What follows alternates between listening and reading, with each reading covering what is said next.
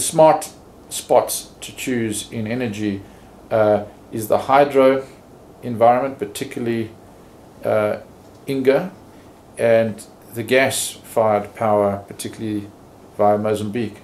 Those are the smart choices. You know, but it's very early days to be talking about what people have in mind in terms of nuclear. What's true in the world is that coal is becoming a decreasing acceptable choice, and South Africa has the problem of being dominated by coal. And there are certain countries which are building nuclear outside of South Africa. And so, you know, the idea of clean energy sources obviously has currency, but I would look to gas and to hydro first.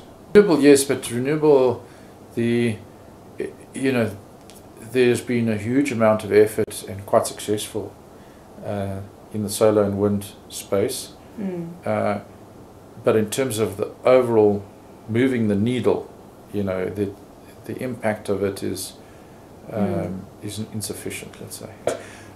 This stress test basically shows that accommodating for, in that case, a quite severe drop in the JSE and in the Rand by 30% and 25% respectively per annum, you know, we would end up with 18 months cushion before we need to go to the IMF. The Armageddon scenario, which is the third scenario we look at, which has never happened in the world before, we still have 6 months after introducing capital controls that you referred to. So this basically demonstrates one of the key points, which is South Africa's financial architecture is extraordinarily strong and a unique asset which is underappreciated, and hopefully the evidence of this report crystallizes out for the public and for investors basically how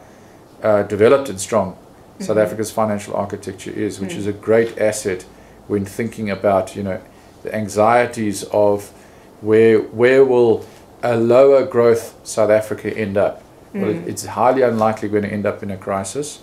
As we say, it's 10% of the base case, and even if we do, we have significant cushion to manage.